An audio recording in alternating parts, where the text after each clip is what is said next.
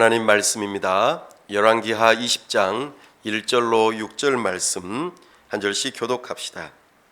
그때에 히스기야가 병들어 죽게 되매 아모스의 아들 선지자 이사야가 그에게 나아가서 그에게 이르되 여호와의 말씀이 너는 집을 정리하라. 내가 죽고 살지 못하리라 하셨나이다. 이사야가 낯을 피하기로 향하여 여호와께 기도하여 이르되 여호와여 구하오니 내가 진실과 전심으로 주 앞에 행하며 주께서 보시기에 선하게 행한 것을 기억하옵소서 하고 히스기야가 심히 통곡하더라. 이사야가 성읍 가운데까지도 이르기 전에 여호와의 말씀이 그에게 임하여 이르시되 너는 돌아가서 내 백성의 주권자 히스기야에게 이르기를 왕의 조상 다윗의 하나님 여호와의 말씀이 내가 내 기도를 들었고 내 눈물을 보았노라. 내가 너를 낫게 하리니 내가 3일 만에 여호와의 성전에 올라가겠고 내가 내 날에 15년을 더할 것이며 내가 너와 이 성을 아수르 왕의 손에서 구원하고 내가 나를 위하고 또 내 종 다윗을 위함으로 이 성을 보호하리라 하셨다 하라 하셨더라. 아멘. 다 함께 기도하겠습니다. 하나님 아버지, 은혜와 사랑을 감사합니다. 복되고 거룩한 주일 하나님의 은혜를 사모하며 이 자리에 나와왔습니다. 우리의 눈을 열어 주옵소서. 우리의 귀를 열어 주옵소서. 주님의 영광 보기를 원합니다. 주님의 음성 듣기를 원합니다. 우리가 하나님을 만나기를 원합니다.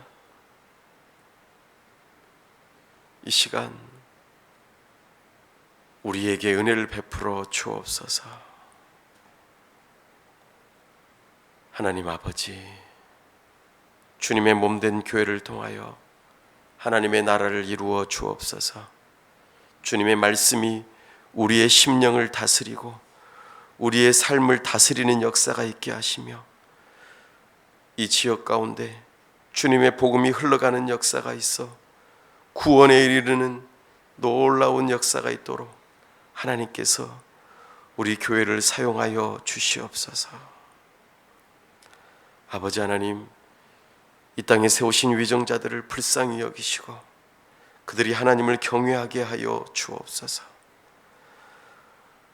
우리 선교사님들 붙들어 주시고 성령으로 충만케 하시며 하나님의 영광을 드러내는 귀한 선교사님들 되게 하여 주옵소서.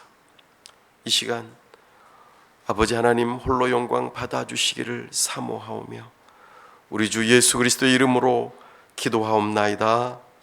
아멘.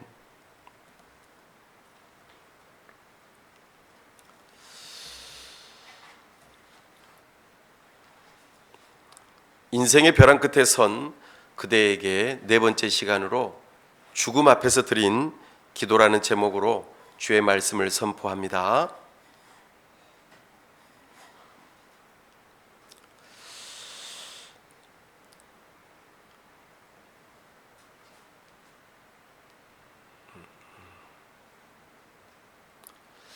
히스기야는 굉장히 대단한 사람입니다. 오랫동안 지켜지지 않고 제대로 지켜지지 않던 유월절을 아주 성대하게 지켰던 왕입니다. 그의 업적 중에 대단한 것은 그냥 단순하게 유월절을 지킨 것만 아니라 북이스라엘과 분단이 되어 있었는데 남북 화해를 이루어서 그 유월절에 초대하고 함께 하나님 앞에서 유월절을 지키게 했습니다. 남유다 왕국이 참으로 역사 속에서 점점 더 저물어가고 꺼져가는 그 시기에 다윗의 버금갈 정도로 엄청난 왕이 바로 히스기야였습니다. 그 히스기야 왕은 진실로 하나님을 사랑하고 믿음의 사람이었습니다. 그가 왕으로 즉위하자마자 첫 번째로 한 일이 무엇이냐면 이방 신상, 우상들을 제거하고 산당들을 헐어버렸으며 아세라 목상들을 전부 다 부숴버렸습니다. 그래서 히스기야 왕은 구약 이스라엘 임금들 중에서 정말 마지막으로 정말 힘을 써가지고 이 나라를 살리기 위해서 그 나라의 엔진을 부지런히 돌렸던 사람입니다. 정말 종교 개혁을 일으킨 사람이기 때문에 그 히스기야의 순종으로 말미암아 그나마 나중에 이스라엘이 희망으로 돌아올 수 있는 그 근거가 되었습니다. 그렇게 일평생 진실하게 하나님께 충성해온 이 히스기야에게 오늘 말씀에서 보니까 정말 청천벽력과 같은 사건이 일어나고 말았습니다. 바로 이사야 선지자를 통한 죽음의 통지였습니다. 그때에 히스기야가 병들어 죽게 되매 아모스의 아들 선지자 이사야가 그에게 나와서 그에게 이르되 여호와의 말씀이 너는 집을 정리하라. 내가 죽고 살지 못하리라 하셨나이다. 히스기야가 병들어 죽게 되었습니다. 무슨 병이었는지는 정확하게 알 수는 없으나 7절 말씀에 보니까 상처가 있었다는 그 보도를 미루어 보건대 종기나 악성 종양이 있었을 것으로 추측되어집니다. 아무튼 문맥으로 볼 때에 히스기야는 아주 병들었고 그 병세가 절망적이었습니다. 아마도 처음에는 왕실에 아주 유능한 의원들이 있었기 때문에 열심히 치료하려고 노력하였을 것입니다. 그럼에도 불구하고 그의 병세는 점점 더 악화되어 갔습니다. 그리고 오늘 죽음의 직전에까지 이르게 된 것이죠. 비록 한 나라를 통치하는 왕, 절대 권력을 가지고 있었으나 히스기야는 이제 아무도 의지할 수 없는 절망적인 상황에 놓이게 된 것입니다. 그는 마치 인생의 벼랑 끝에 선 것과 같은 사람이 되었습니다. 그러나 히스기야는 그 앞에서 믿음으로 하나님 앞에 기도합니다. 살아남을 길은 오직 하나, 하나님께 간절히 기도하는 것뿐이라는 것을 히스기야는 알았습니다. 오늘 우리는 이 히스기야에 대한 죽음의 통지, 그의 간절한 기도, 그리고 그에 대한 응답의 과정 등을 통하여서 우리가 기도에 대한 세 가지 교훈을 받을 수 있기를 바랍니다. 첫째로 눈물이 있는 기도였습니다. 히스기야가 죽고 다시 살지 못하리라, 이러한 이사야 선지자의 통보를 받았을 때 이제 히스기야의 죽음은 확정되었고 그러한 사실은 조금도 변경이 될 가능성이 없는 참으로 절망적인 상황이었습니다. 하나님의 뜻에는 우리가 바꿀 수 있는 여지가 있는 것이 있고 전혀 그럴 여지가 없는 하나님의 뜻도 있습니다. 바꿀 수 있는 것은 대개는 조건이 따릅니다. 내가 뭔가를 하면은 하나님께서 어떻게 해주겠다, 이런 식으로 말이죠. 그러나 하나님의 뜻이 바뀌지 않는 그와 같은 일들은 어떤 일이 있어도 반드시 이루어진다는 것입니다.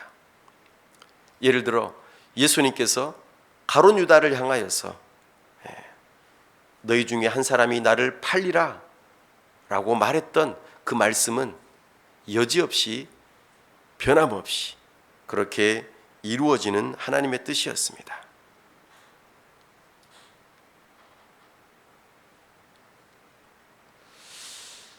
자신의 죽음에 관한 통보를 받자마자 히스기야는 일어났습니다.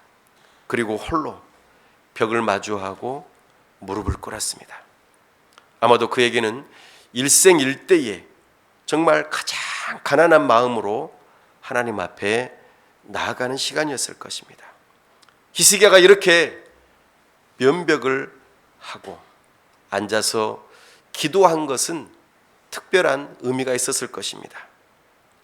나는 지금 나에게 닥친 이 커다란 위기를 헤쳐감에 있어서 세상과 인간적인 수단으로는 결코 해결할 수 없다. 나는 오직 하나님만 의지하기로 결단한다.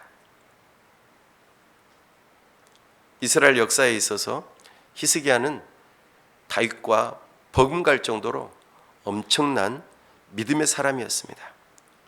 왕국 시대 때 그는 오랜 영적 경험을 통해서 자신이 해결할 수 있는 문제와 오직 하나님만이 해결할 수 있는 문제를 구별할 수 있는 지혜가 생겼습니다. 그 문제의 차이점을 분명하게 알았던 것입니다. 운명이라고 하는 영어 단어를 찾아보니까 두 가지가 있었습니다. 하나는 destiny, 또 하나는 fate. fate는 변경이 불가능한 운명입니다. destiny는 바꿀 수 있는 운명입니다. 히스기야가 깊은 기도의 사람이었다는 사실은 예전에 아수르 군대 장관이 모욕적인 외교 문서를 들고 찾아왔을 때에 우리는 이미 알고 있습니다. 히스기야는 그 굴욕적인 외교 문서를 가지고 성전으로 올라갔습니다.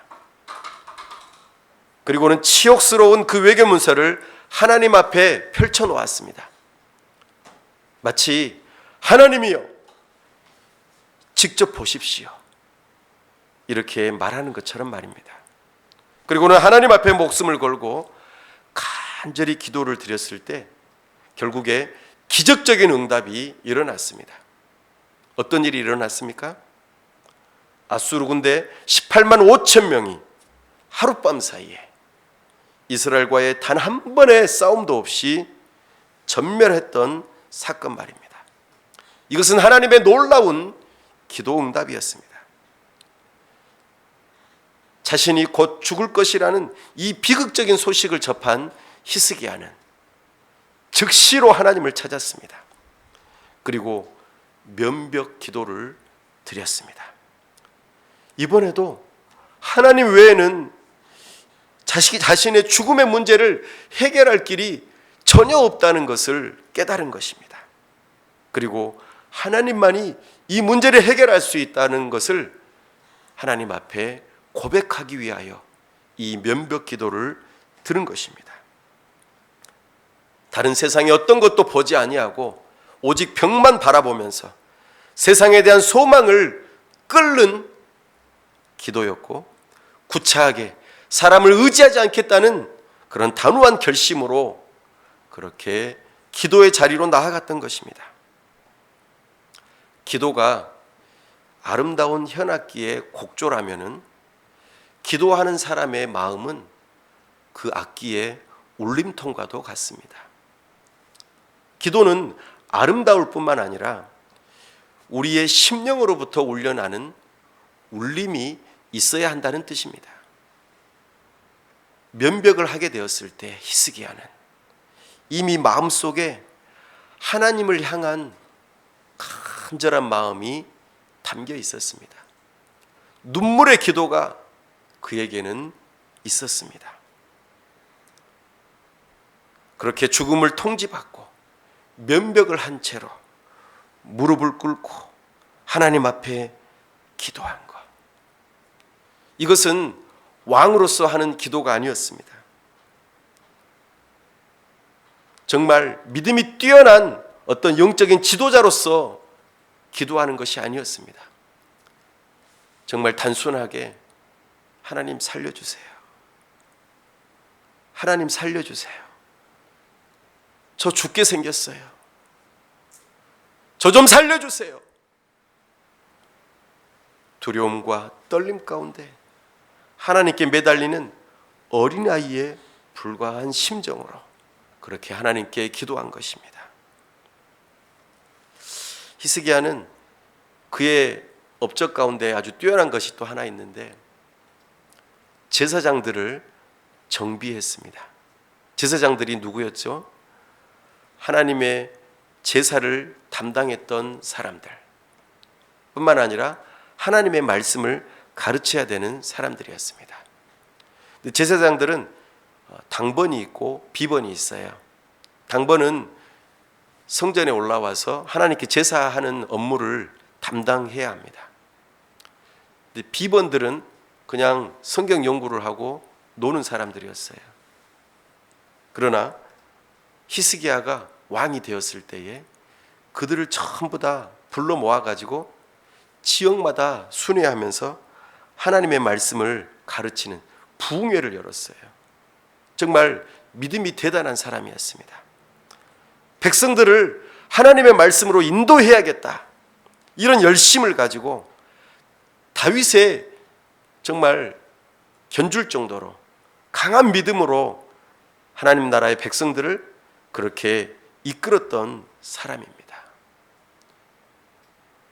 그럼에도 불구하고 그의 심령은 지금 가난한 아이, 너무나도 연약한 아이로 하나님 앞에 나아가고 있습니다.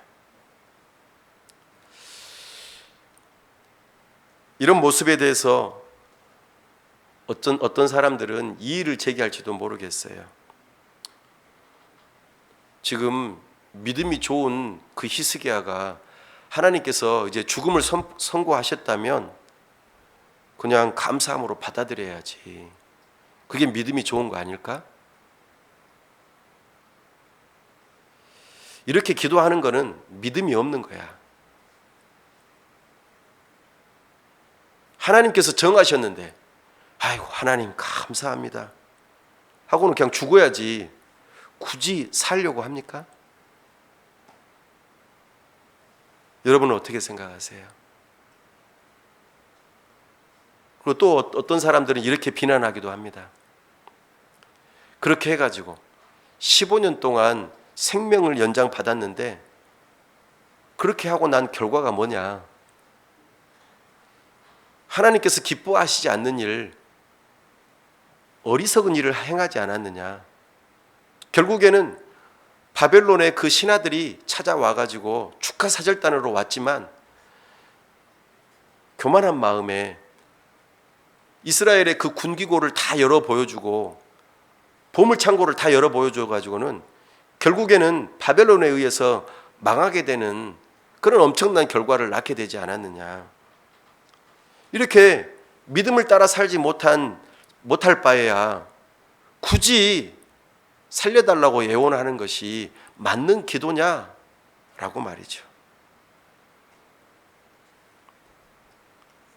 그러나 히스기야가 하나님께 살려달라고 간절히 기도하는 것, 그렇게 해서 15년의 생명을 연장받는 것, 이것은 그가 교만해져 가지고 마지막 인생을 제대로 신앙으로 끝내지 못한 것과는 별개의 문제라는 것입니다. 아무런 인과관계가 없어요. 그냥 15년 연장받은 그 생명은 눈물의 기도에 의한 하나님의 은혜였을 뿐입니다. 기도에 대한 응답이었어요. 15년을 신앙으로 살지 못한 것은 하나님 때문이 아니라 히스기야 자신 때문이었습니다. 그가 스스로 신앙으로부터 멀어졌기 때문입니다. 그러므로 우리는 기억해야 합니다. 은사는 하나님께서 주시지만 그것을 사용하는 것은 인간에게 달려 있습니다. 이 세상에서 가장 많은 지혜를 받은 솔로몬, 그것은 하나님께서 주셨죠. 그러나 그 지혜를 가지고 하나님을 위하여만 사용하지 않고 오히려 우상을 섬기고 타락의 길로 갔던 그 솔로몬, 이것은 그 자신의 잘못입니다. 따라서 우리가 주목해야 될 것은 한 가지예요. 히스기야가 인생의 절망적인 그 순간에 마음을 다해서 눈물로 간절히 기도했다는 사실입니다. 히스기야는 죽음을 선고받았을 때 이 세상에서 조금 더 살고 싶었어요. 이것은 인지상정입니다. 자신이 하나님 앞에 정직하고 선하게 살아왔던 그 과거의 삶을 언급하면서, 물론 그것이 히스기야의 생명을 연장시켜주는 결정적인 계기는 아니었지만 살고 싶다는 것을 하나님 앞에 어필한 것이죠. 그리고 눈물로 기도한 것입니다. 성경에서 하나님 앞에 눈물을 흘리는 이 기도, 이것은 정말 중요합니다. 하나님께 기도하는 이 히스기야는 큰 슬픔 속에서도 오직 하나님 한 분만을 바라보겠다고 지금 하는 마음으로, 하나님이 아니면 안 되겠다는 마음으로 눈물을 흘리는 것입니다. 정말 가난한 마음이 아니고서야 눈물을 흘리지 않을 수 없습니다. 기도의 간절한 깊이만큼, 그 깊이가 깊어지면 깊어질수록 하나님을 의지하고 이런 눈물의 기도를 할 수 있는 것입니다. 여러분들의 눈물은 언제 마지막으로 흘리셨습니까? 하나님을 향한 가난한 마음과 간절한 기대로 언제 눈물을 흘리면서 기도해 보셨습니까?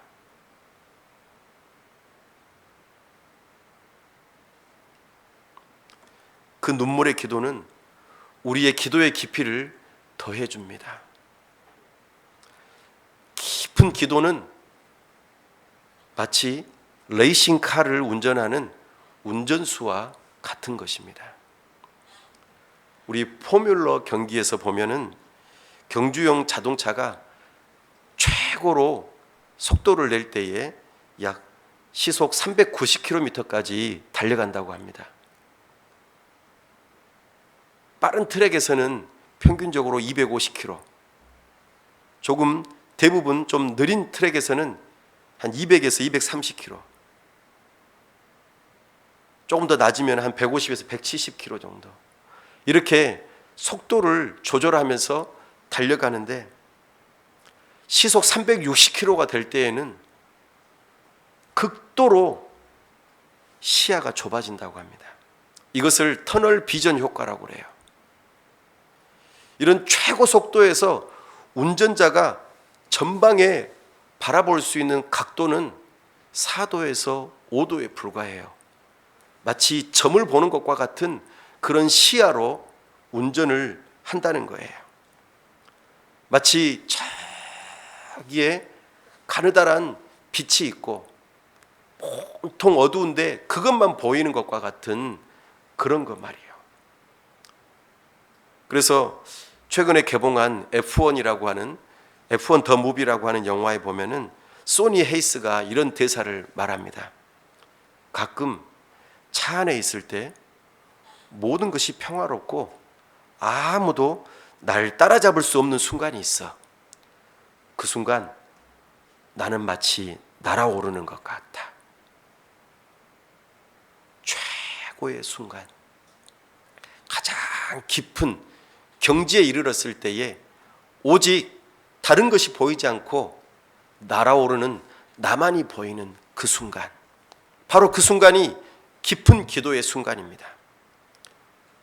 그 시간만큼은 세상은 온데간데 없고 오직 내 기도를 들으시는 하나님만이 바라보이는 그 순간 말입니다.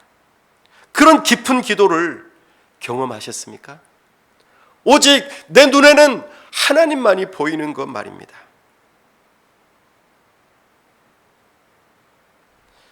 이 설교를 준비하면서 내가 언제 그랬었나, 내가 언제 하나님만 바라보며 하나님으로 만족하며 정말 행복한 순간이 언제였었나 생각해 보니까 너무 까마득해 하더라고요. 그래서 제가 깊은 기도를 잘해서 지금 제가 설교를 하는 것이 아니라 너무나 애통한 마음으로 사실 설교를 하고 있습니다. 그래서 이런 찬송이 나올 수밖에 없었어요. 뼈 아픈 눈물을 흘릴 때와 쓰라린 마음으로 단식할 때 그때도 주께서 같이 하사 언제나 나를 도와주시네.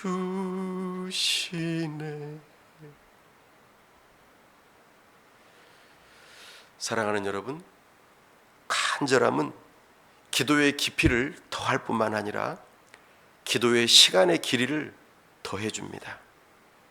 눈물은 자신의 힘으로 도달할 수 없는 그 기도의 목표에 간절함과 자기 자신의 무능력함에 대한 인식이 강력하게 주어집니다.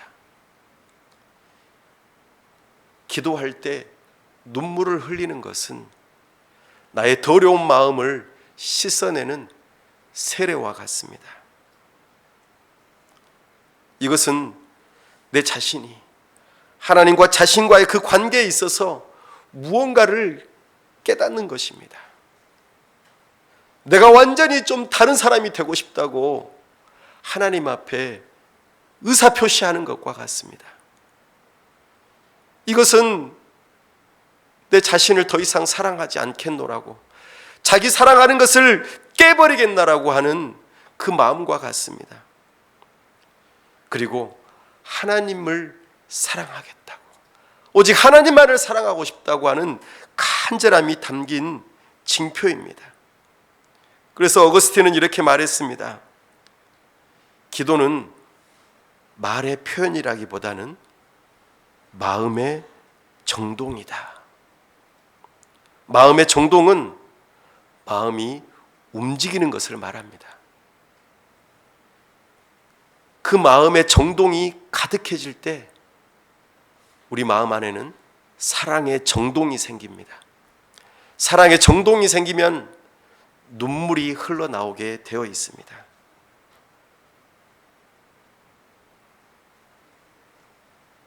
모든 기도가 하나님께 올려지는 기도가 아닙니다. 기도의 영역에는 간절함이 있어야 합니다. 이것이 시작입니다.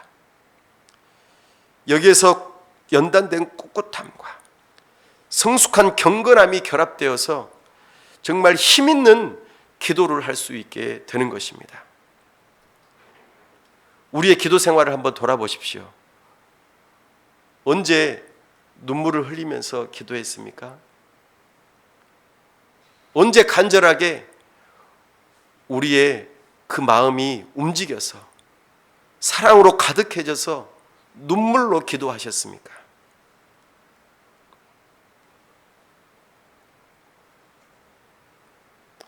그렇다면 우리에게 기도해야 할 인생의 문제가 없어서 그런 기도를 드리지 못했던 것일까요? 제 자신을 살펴보니까 그러지 않았습니다. 그것은 제 자신 안에 있는 육체의 게으름과 정신의 나태함 때문이라는 것을 알게 되었습니다. 기도하기에 가장 적합한 마음은 하나님께 대한 사랑과 그분을 찾고자 하는 갈망으로 가득 찬 마음입니다. 우리의 마음이 하나님의 사랑으로 채워지지 않는 그런 사람의 기도는 공허함, 그것으로 인하여 마비되어지고 허공을 맴돌다가 그냥 땅바닥에 떨어지는 기도밖에 될 수 없습니다.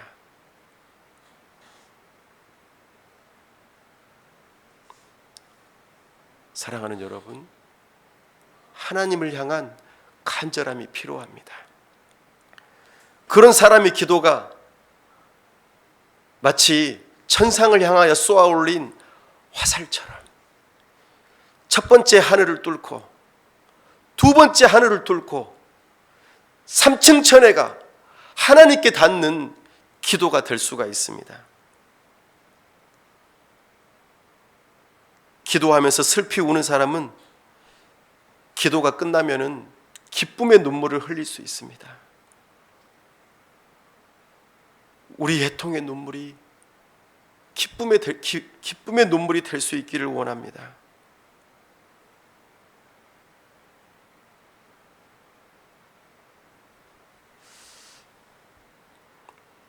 요한 웨슬레 목사님이 목회하던 교회를 방문한 교회 지도자들이 있었어요. 그 교회를 안내하는 사람에게 한 목사님이 물어봤습니다. 요한 웨슬레 목사님이 굉장히 유명한 분인데 오늘날 감리교를 창시하신 그런 목사님이죠.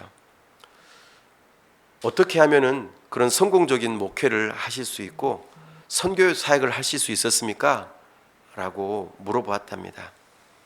그러자 안내자가 이렇게 말했대요. 당신 신발을 벗으십시오. 그리고 저기 강대상 의자 앞에 무릎을 꿇으십시오. 그리고 엎드리십시오.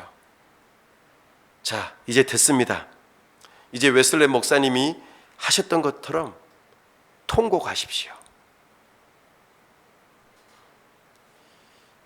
제가 이 말을 들었을 때에 그렇구나. 오늘날 나의 현실은 이 눈물의 기도가 없는 것이구나. 간절함이 없구나 라는 것을 깨닫기 시작했습니다. 사랑하는 여러분, 오늘 함께 흐느끼며 우시길 바랍니다. 하나님 앞에서 통곡하실 수 있기를 바랍니다. 그것이 우리 예수님의 기도 생활이었습니다. 성경은 말합니다. 그는 육체에 계실 때 자기를 죽음에서 능히 구원하실 이에게 심한 통곡과 눈물로 간구와 소원을 올렸고 그의 경건하심으로 말미암아 들으심을 얻었느니라. 아멘. 그리스도인이 된다는 것은 무엇입니까? 그분을 닮고 그분에게 속한 자가 되어서 그분이 사셨던 것처럼 따라 해보려고 노력하는 사람 아닙니까? 그러므로 우리도 예수님처럼 겟세마네 동산에서 엎드린 채 심한 통곡과 눈물로 기도하셨던 것처럼 우리도 기도해야 되지 않겠습니까? 오늘 하나님께서 말씀하십니다. 내가 내 기도를 들었고 내 눈물을 보았노라. 하나님께서 히스기야에게 말씀하셨던 것처럼 오늘 우리에게도 그렇게 말씀해 주실 때에 우리는 너무나도 행복하지 않겠습니까? 내가 내 기도를 들었다. 내 눈물을 보았다. 우리 예수님의 기도를 본받을 수 있기를 바랍니다. 히스기야의 기도는 응답이 있는 기도였습니다.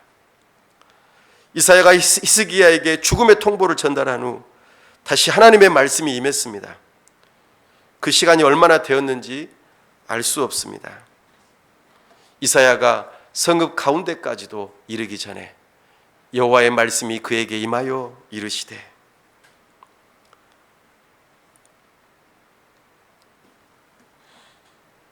히스기야가 기도했던 내용을 제가 살펴보았어요. 그래서 이사야서 말씀을 38장을 살펴보니까 기도 시간이 한 1, 2분 정도밖에 안 됐던 것 같아요. 굉장히 짧은 기도문이더라고요. 물론 길게 기도했겠지만 그 짧게 썼을 수도 있겠죠. 다만 우리가 추측할 수 있는 것은 매우 짧은 시간 안에 새로운 말씀이 이사야 선지자에게 주어졌다는 것입니다. 히스기야의 간절한 눈물의 기도는 짧은 시간 동안에 하나님께 감동을 드렸으며 하나님은 즉각적인 응답으로 화답하셨습니다. 여기서 굉장히 중요한 내용이 있습니다. 잘 들어보세요. 우리가 기억해야 될 사실이 하나 있는데요. 많은 사람들은 짧고 간단한 기도의 능력에 대해서 많이 궁금해해요. 어떻게 그렇게 짧게 기도했는데 기도 응답이 될까? 그리고 나도 그렇게 좀 되면 좋겠다. 그러나 그게 가능한 이유가 있습니다. 매우 짧지만 하나님의 응답을 받을 수 있는 그 비결을 성경에서 우리에게 가르쳐 주십니다. 온갖 병든 자를 고치시고 풍랑이 있는 바다를 잔잔하게 하신 그 예수님의 기도, 병들고 귀신 들린 자를 고친 사도들의 그 짧은 기도, 어떻게 하면은 그렇게 응답이 될 수 있을까? 그것은요, 바로 한결같이 오랫동안 기도했던 사람들의 삶이 있었다는 것입니다. 오랜 시간 동안 기도의 삶으로 헌신했기 때문에 짧은 기도 안에 응답이 있었다는 것입니다. 가장 좋은 예가 바로 전쟁의 영웅 여호수아에게서 나타납니다. 여호수아가 가나안 원주민들과 전쟁할 때의 일이었습니다. 전쟁에서 승기를 잡고 있던 여호수아, 그리고 그는 가나안 족속들을 계속해서 추격하면서 전쟁을 벌이고 있었습니다. 그런데 벌써 해가 기울어져서 날이 저물고 있었어요. 어둠이 내리면 전투는 어떻게 될까요? 그쪽 지역에 아주 능숙했던 가나안 족속들에게 전쟁은 유리해지고 말 것입니다. 그래서 여호수아는 지고 있는 해를 향하여서 명령합니다. 뜨고 있는 달을 향하여서 명령합니다. 태양아, 너는 기브온 위에 머물러라. 달아, 너도 아얄란 골짜기에서 그리할지어다 하며, 이 짧은 한마디의 기도가 순식간에 응답되었습니다. 그리고 여호수아는 더 길어진 낮 시간에 그 가나안 족속들을 진멸할 수 있었습니다. 그런데요, 이 여호수아는 어떤 기도 생활을 했습니까? 그는 깊은 기도 생활을 했습니다. 모세가 항상 장막을 취하여 진 밖에 쳐서 진과 멀리 떠나게 하고 회막이라 이름하니, 여호와를 앙모하는 자는 다 진 바깥 회막으로 나아가며,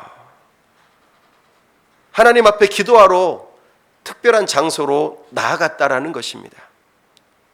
그런데 특별히 사람이 자기의 친구와 이야기함 같이 여호와께서는 모세와 대면하여 말씀하시며, 모세는 진으로 돌아오나 눈의 아들 젊은 수종자 여호수아는 회막을 떠나지 아니하니라. 사랑하는 여러분, 여호수아는 평소에 기도의 삶을 살았습니다. 그리고 그의 기도가 짧았지만 순식간에 응답된 비결이 거기에 있다는 것입니다. 사랑하는 여러분, 여기서 우리는 이런 의문을 가질 수 있습니다. 아니, 그렇게 금방 변경될 하나님의 계획이라면 굳이 선지자까지 동원해가지고 히스기야의 죽음을 마치 확정된 것처럼 그렇게 통보하셨을까? 사실 우리는 이 비밀에 대해서는 다 알 수 없습니다.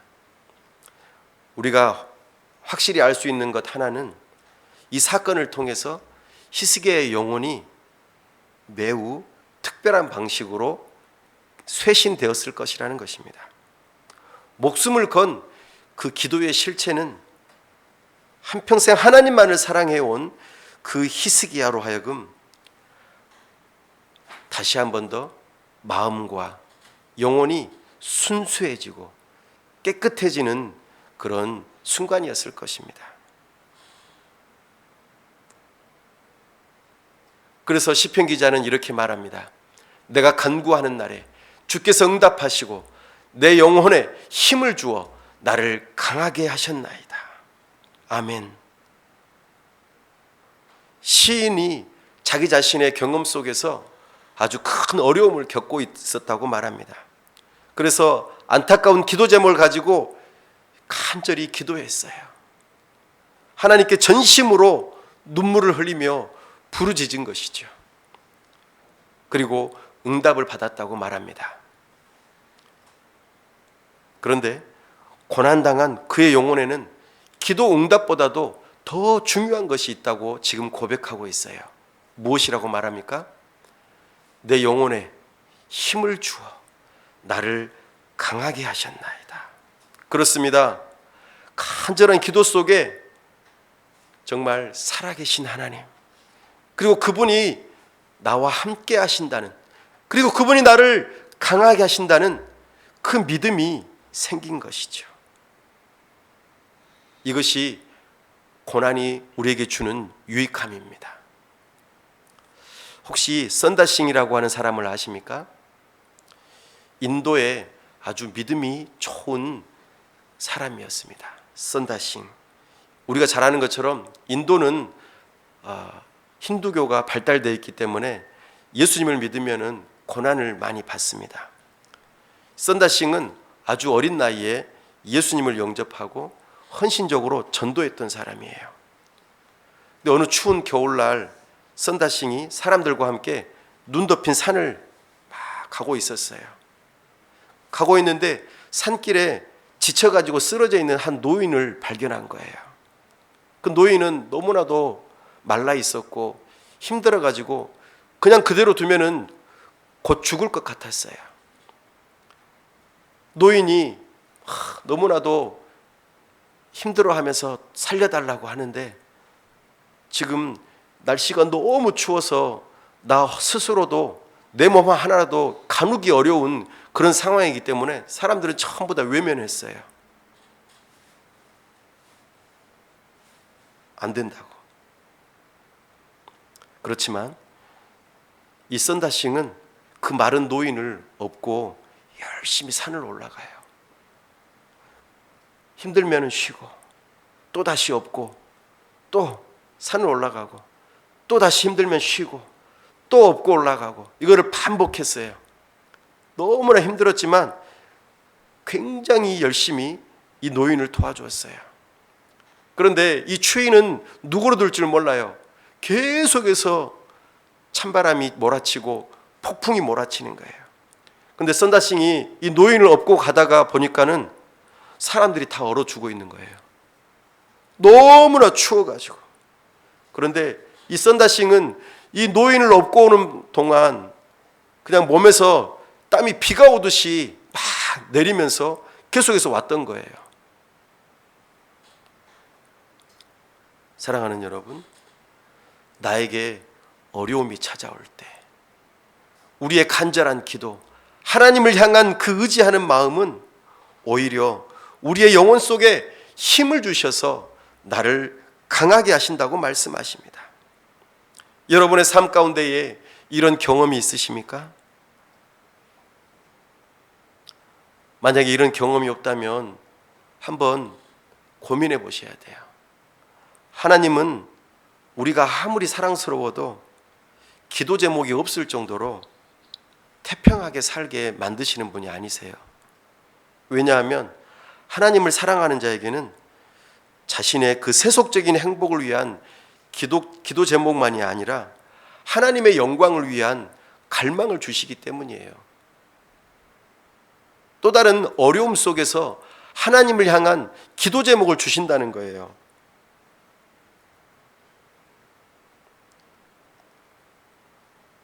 기도의 꽃은 응답입니다. 기도의 응답이 경험이 반복될 때 하나님과 우리 사이에는 특별한 연합의 유대감이 생기고 커다란 문제가 생겨도 걱정하지 않아요.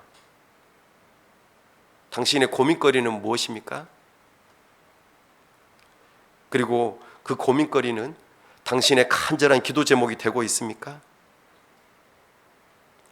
당신이 그 문제를 가지고 고민하는 시간 중에서 10분의 1만이라도 마음을 쏟아서 기도를 드렸다면 당신의 인생은 현재와 많이 달라져 있을 것입니다.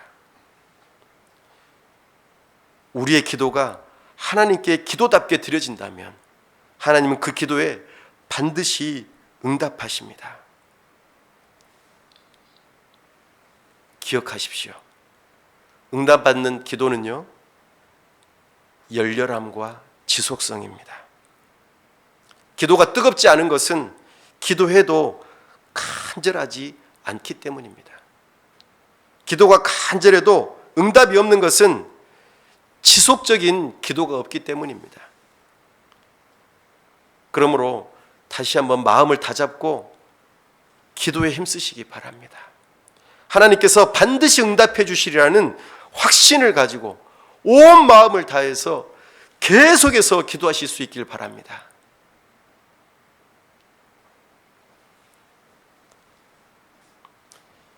히스기야의 기도는 응답받는 기도일 뿐만 아니라 구원이 있는 기도였습니다.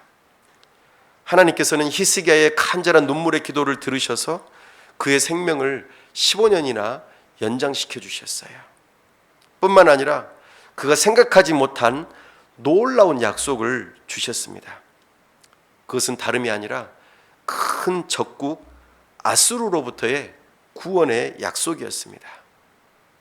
내가 내 날에 15년을 더할 것이며 내가 너와 이 성을 아수르 왕의 손에서 구원하고 내가 나를 위하고 또 내 종 다윗을 위함으로 이 성을 보호하리라 하셨다 하라 하셨더라. 아멘. 아수르와 적대적인 관계로 갈등이 끊임없이 있었고 아주 위협적인 존재들이었습니다. 히스기야는 이 일로 인하여서 큰 어려움을 겪었었죠. 히스기야는 자기 자신의 생명의 연장을 위해서 간절히 기도했지만 하나님께서는 덤으로 아수르로부터의 구원을 약속하십니다. 하나님이 간절히 기도하는 자에게 얼마나 선하고 인자하신지 여기에서 우리에게 보여주고 있습니다. 사랑하는 여러분, 우리가 기도하지만 우리가 필요한 것 이상으로 하나님께서는 응답하십니다. 내가 잘 모르고 기도하지 않은 것도 하나님께서는 다 아시고 응답하십니다. 우리에게 꼭 필요한 것들을 다 채워주시는 분이 우리 하나님이십니다. 오늘 피었다 치는 들풀도 입히는 하나님, 하물며 우리랴 염려 필요 없네. 사랑하는 여러분, 하나님께서 히스기야의 생명을 연장해 주셨을 뿐만 아니라 아수르의 위협으로부터도 구원까지 약속해 주신 그 하나님, 히스기야는 하나님 앞에 기뻐 뛰며 찬송하고 영광을 돌리고 오직 하나님만을 위해서 살고 싶은 마음이 들었을 것입니다. 사랑하는 여러분, 하나님께서 진정으로 영광을 받으시는 장소는 우리의 마음입니다. 지금 여러분의 마음은 어떠신가요? 설교 시간이 길어서 지루하다는 마음만 있으신가요? 아니면 나도 간절한 기도를 하고 그 하나님께 응답을 받기를 원한다. 하나님의 살아계심이 나를 통하여 드러나 나의 마음으로부터 하나님께서 영광 받으시기를 원한다. 이런 마음이 드십니까? 하나님께서 영광을 받으시는 마음은 하나님을 전적으로 의존하는 마음입니다. 신앙은 하나님께 대한 절대적인 의존의 그 감정을 동반하는 경외심이 있어야 합니다. 하나님께 대한 떨리는 사랑과 두려운 마음 말입니다. 하나님은 가장 가난한 신자의 마음을 받으시고 그 기도에 대해서 응답하십니다. 믿음이 없이는 하나님을 기쁘시게 못하나니 하나님께 나아가는 자는 반드시 그가 계신 것과 또한 그가 자기를 찾는 자들에게 상 주시는 이심을 믿어야 할지니라. 이 믿음이 있다면 비록 우리가 신음소리를 낼지라도 별 말이 없을지라도 그 소리에 귀를 기울이시고 우리 하나님께서는 응답하십니다. 이 하나님을 믿으시기 바랍니다. 인생의 벼랑 끝에서 드리는 그 간절한 기도, 나의 연약한 기도를 우리 하나님께서는 들으시고 응답하실 것이라는 그 믿음을 가지고 나아가실 수 있길 바랍니다. 하나님은 그 기도를 기뻐하세요. 왜냐하면 하나님을 전심으로 의존하기 때문입니다.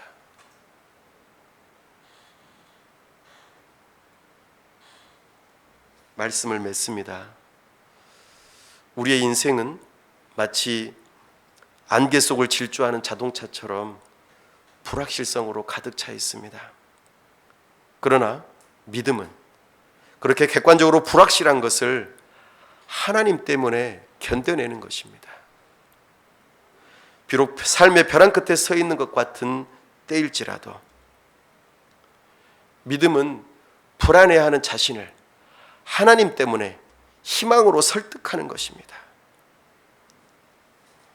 이러한 설득에 있어서 가장 큰 능력이 나타나는 수단이 바로 간절한 기도입니다. 우리의 마음을 쏟아놓고 통곡과 눈물로 드리는 간절하고 애절한 기도가 하나님께서 가장 기뻐하시는 제사입니다. 사랑하는 여러분, 오늘도 가난한 심령으로 예수 그리스도께서 자기의 보혈을 뿌려놓으신 핏길을 지나 하나님의 보좌 앞으로 나아가는 심정으로 이 시간 간절히 기도하실 수 있기를 바랍니다.